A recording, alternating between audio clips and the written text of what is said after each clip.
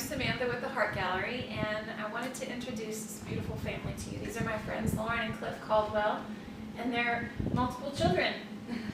Can you guys tell me a little bit about your family from the beginning?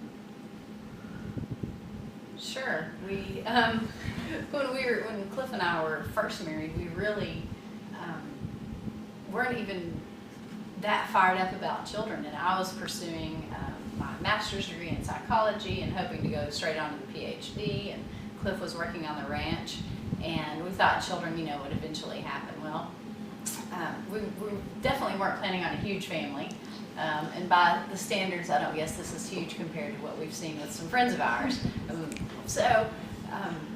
I guess things just shifted when we began to pray and say, Lord, what have you got for us? And He encouraged me to lay down the pursuit of the counseling degree I was looking for, and shortly after that, I became pregnant with Caroline. And then shortly after that, Guy came along. And after boom, boom like that, we thought, wow, we're finished. That was good. We're done. And for a couple of years after that, there would just be a spark in my heart, because I was adopted as a child with my parents from a divorce situation, but given the legal name, and that really mattered to me. But I did keep in touch with all of my family. And so it always just been a seed in my heart that I'd wanted to do. And we've done a lot of missions work in Kenya.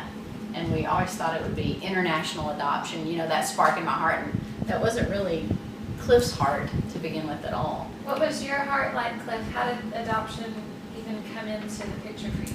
Initially, it really scared me. To be brutally honest, it really scared me a lot. And it took me several years to warm up to the idea of adoption. Like I said, like Lauren said, we prayed about it, and finally my heart warmed up to it, and that's to the idea, and I just felt the call, just knew that it was real. I can remember when we came to Lauren one day, and they said, okay, we'll do this. And so it took us a couple of years really before we finally did adopt Sophia.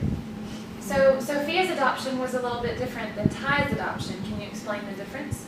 Absolutely. Well, Sophie, we adopted her from birth.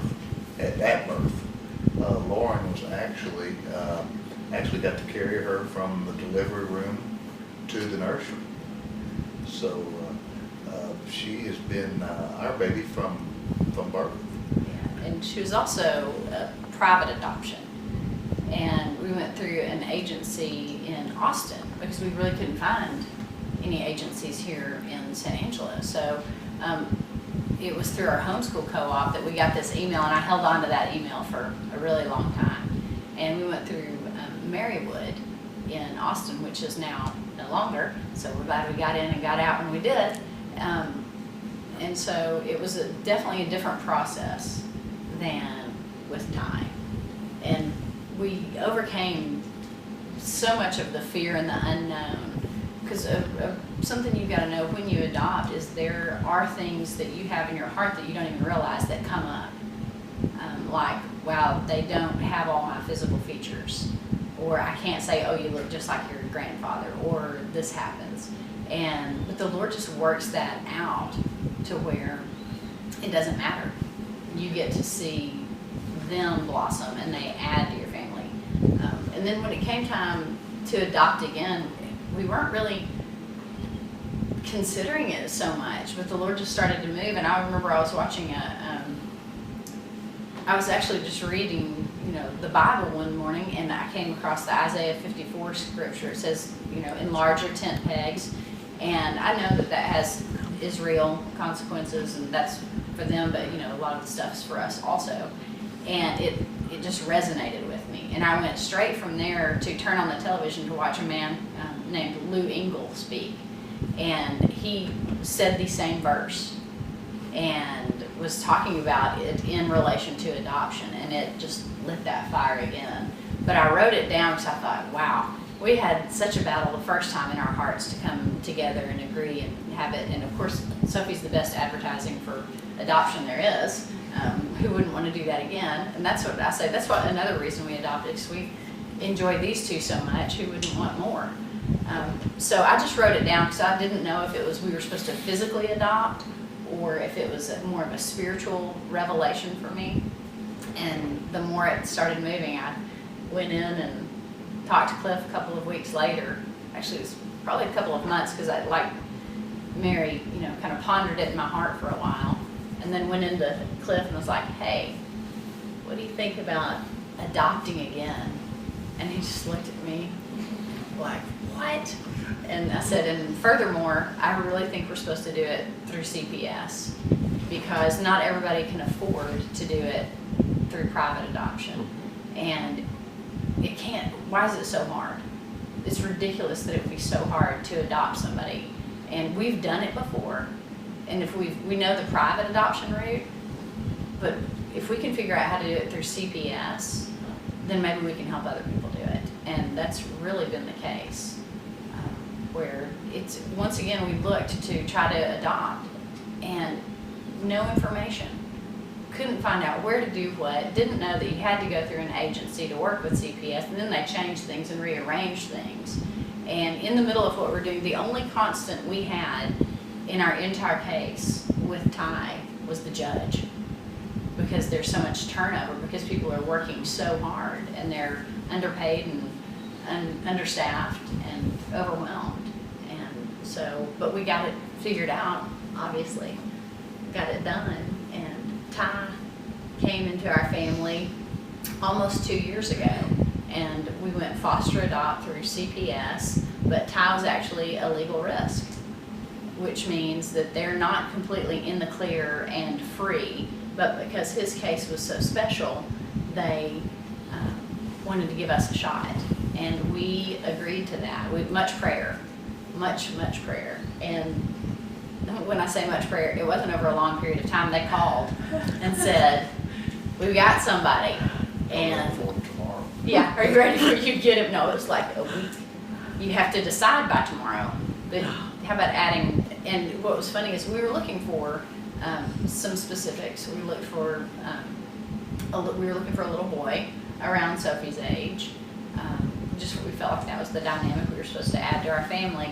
And we prayed for him for a long time because we knew we were asking for a little boy. So we would pray for him as a family, and we didn't know what to call him because we didn't have his name yet.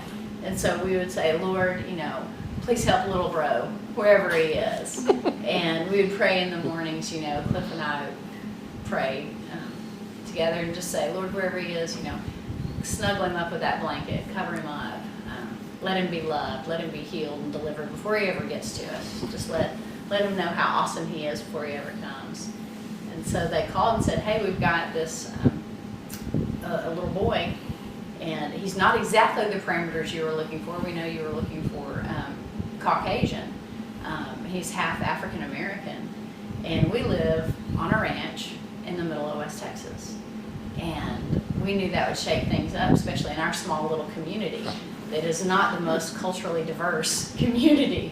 And Sophia is half Hispanic, but kind of ruined our multicultural vibe because of the blonde highlights. You can't really tell. We're trying to change the world, and everybody's just making us look normal. And so we thought, well, all right, Lord, if this is what you got for us. And we prayed literally 30 minutes. We prayed and we're just still and listened, and there was just this resounding peace. Just very like, yep, do it, go for it. And so we called back and said, yes, here we go. And Ty came that next week.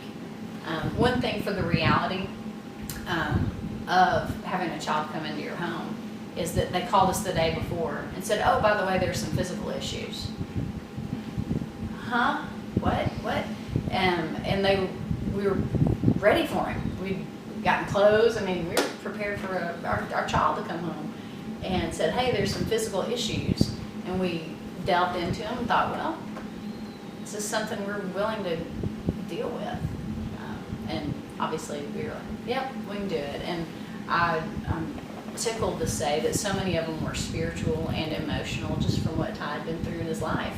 And he's blessed. He's been blessed since he was born. He's not been through as much rough stuff as some kids for sure, but he has recovered and is thriving and has, I think Ty gained 25 pounds in the first 3 months he lived with us and grew about 2 inches, not even kidding, not exaggerating. He's overcome the physical issues to where it's a very minor thing in our life where just a little bit of love goes a long way. And he literally, it was seamless. The first day Ty came to our house, I'll never forget, I met him in his sunglasses.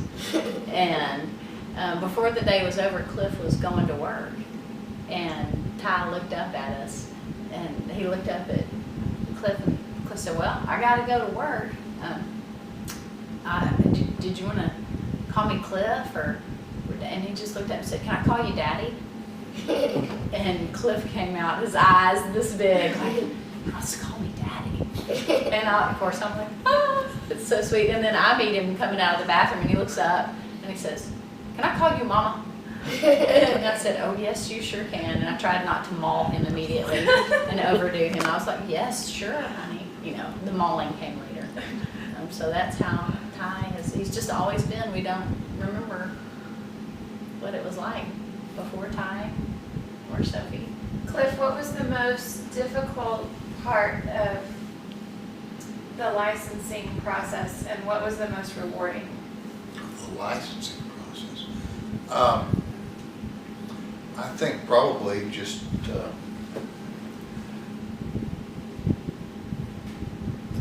I don't know if I can't think of anything that was really difficult, but some of the training seemed to be a bit redundant. You know, I think that was probably one of the things I dreaded the most was the training. But they really, it was somewhat redundant, but it wasn't as bad as what I thought it would be. I think one thing was getting our house ready. Some of the things just seemed so petty to me at the time that we had to do. But looking back on it now, it was probably better to run a household the way that CPS and the state recommended for the safety of all our kids.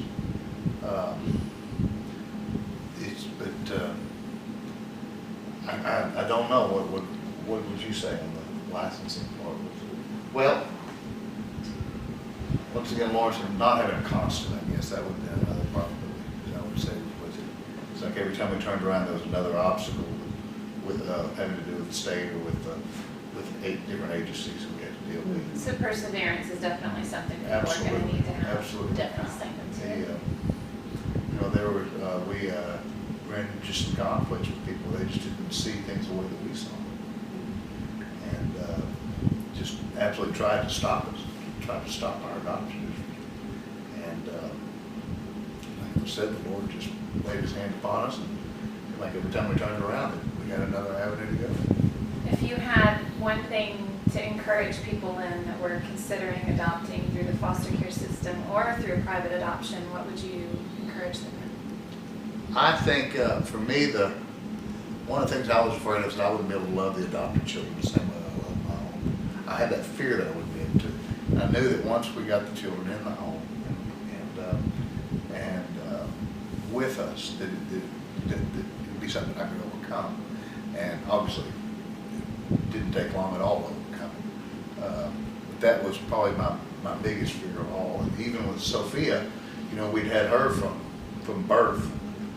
And so it wasn't like we were bringing another child into our home, someone else's child into our home, and she was ours. And I was afraid that I wouldn't feel that way with someone that had lived with someone else for a while, brought them in. But then once he came in, obviously that fear was overcame that fear just like that. That's awesome. So Carolyn, you're the oldest. What was the whole process from the beginning? Did you hear your parents talking about adoption, or did it ever cross your mind before they brought it up? No. I remember I was playing with my littlest pet shops with my cousin in my room when I heard my mom and dad come home from a soil conservation conference. It wasn't a soil conservation conference. came in holding a baby. That was the first time I ever heard about Sophie. We'd been trying to adopt in the past, but it just hadn't worked out. But I am so happy we got Sophie. I think I screamed and jumped up and down, if I remember correctly. Now, what about the process with Ty? Were you a little bit more involved in that process? I mean, I was more emotionally involved, but there was nothing I could honestly do to help with that. Right. But it was kind of an edge of your seat thing the whole time. That's awesome. What about you, Guy? How old were you when Ty's adoption took place? I think I was probably 12, and I was just excited to have a brother because I had never had a brother before. Mm-hmm. I've been around 2 girls for most of my life. That's awesome. Sophia and Ty, both of you, you can take turns answering, but what does adoption mean to you? What's the best thing about adoption?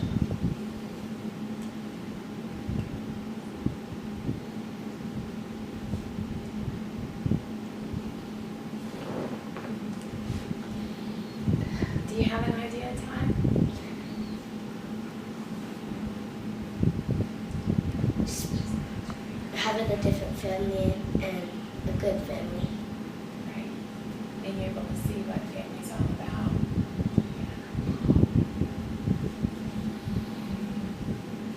Yeah. Is it hard to think of something because it's all you've ever known? That says a lot right there. Yeah. Yeah, it sure does. Well, is there anything that you would want to share with families who are considering adopting? Is it for everybody? Are there other ways that you saw when you were involved in the process that people could get involved in children's lives without adopting? Absolutely. I obviously can't recommend adopting enough. If you're willing to work through a lot of paperwork and a lot of bureaucracy and a lot of governmental stuff, which it's not that overwhelming if you have somebody to help you, you can ask questions. And that's what these agencies are for, and I've been impressed with what I've seen from the majority of them. But if you don't mind doing a little paperwork, a little work around your house, and you can turbo through it, the process does not have to take forever. If you're just the least bit aggressive and follow up yourself, you can make it happen. It'll come to fruition for you. And as far as us going through the process ourselves, respite care is always a need. Helps, because there are definite rules that the government has in place because they have to have blanket rules, and that's just like everything else. So no one could watch our children if they weren't certified. And to be certified, you just about have to be, to even babysit or do respite care, you almost have to be completely licensed as a foster parent anyway. So for people to step up and do that would be phenomenal. That was our greatest need. We've got a great support group with our church family, with our biological families. We're incredibly supported, but that would have been the thing that would have helped the most. And we hope to change the perspective on CPS adoptions too, because I was petrified. I was so scared to do it. And I'm not saying that it wasn't a battle, and it was edge of the seat, and there was a fight. But when you're called to do it, you want to do it. I wouldn't enter into it lightly, but it's absolutely worth doing. Awesome. Thank you all for your time, for sharing your story, and I can't wait to see who it encourages to move forward next.